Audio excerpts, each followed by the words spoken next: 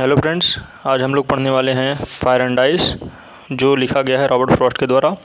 इस चैप्टर में हम लोग पढ़ेंगे कि किस तरीके से लेखक का मानना है, कवि का मानना है कि वह जो हमारा पृथ्वी है वह दो तरीक़ों से या दो चीज़ों से समाप्त होगी, जिसमें यह माना गया कि हमारी पृथ्वी या तो बर्फ़ से समाप्त होगी या तो फिर आग से।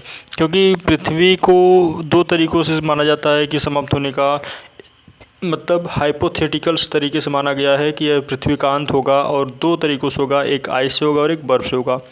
लेकिन कवि जो है वह बर्फ़ के पक्ष में है, क्योंकि उसका मानना है कि बर्फ़ जो होता है बेटा वह एक प्रकार का आपका डिज़ायर होता है जो कभी समाप्त नहीं होता, और उस डिज़ायर के तहत हम लोग धीरे धीरे अपने आसपास की सभी चीज़ समाप्त कर देंगे, जिस कारण क्या होगा, हमारा जीवन भी समाप्त होता चला जाएगा। तो चलिए बिना समय गवाए हम लोग शुरू करते हैं fire and ice, composed by Robert Frost. चलिए देखिए, द पोयम कविता fire and ice by Robert Frost is about the hypotheticals end of the worlds. मतलब यह संसार के अंत की एक परिकल्पना है। With the speaker's asserts that, जिसमें स्पीकर कहता है कि इट विल बी डिस्ट्रॉयड, जो पृथ्वी है वह नष्ट होगी, आइदर बाई फायर और बाई आइस, मतलब या तो बर्फ़ से या तो फिर आग से।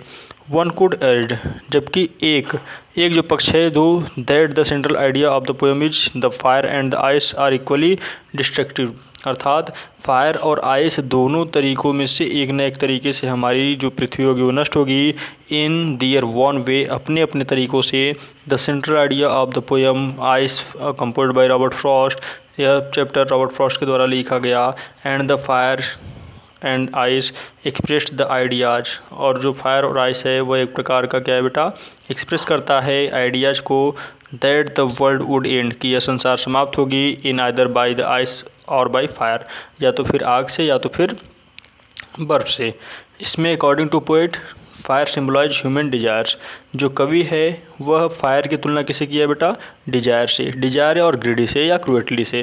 क्योंकि जो डिज़ायर और ग्रीडी और क्रूएटली होता है ना बेटा, ये कभी ना समाप्त होने वाली चीज़ होती है। जितना आप लालच करोगे उतना आपकी लालच बढ़ती चली जाएगी, लेकिन आपकी वह कार्य समाप्त नहीं होगी और आपकी लालच हमेशा बढ़ती चली जाएगी। ऑन द अदर हैंड, और वहीं दूसरी चीज़ों की बात की गई, आइस जो है बर्फ़, डिफरेंस ऑफ इन ह्यूमन्स, वो मानव के दूसरी पक्ष को दिखाता है। रिलेशनशिप्स हेटर्स रियलिटी, अर्थात जो मानव के रिलेशनशिप में बताता है कि हेटर्ड के बारे में, कि मानव की स्थिति कैसी है बेटा, हेटर ज़्यादा है, जिस कारण क्या होता है वह अंदर ही अंदर बर्फ़ की तरह पिघलता रहता है, और एक दिन ऐसा आता है कि वो अपने उस घृणा को दिखाता है, जिस कारण से वह सामने वाला आदमी नष्ट हो जाता है। अकॉर्डिंग टू द पोइट, कवि के अनुसार, both the fire and ice, जो आग और बर्फ़ है, दोनों आर इक्वली कैपेबल, योग होंगे to end the worlds completely, इस संसार को पूरी तरीके से नष्ट करने के लिए। तो मैं आशा करता हूँ कि आपको यह चैप्टर समझ में आया होगा।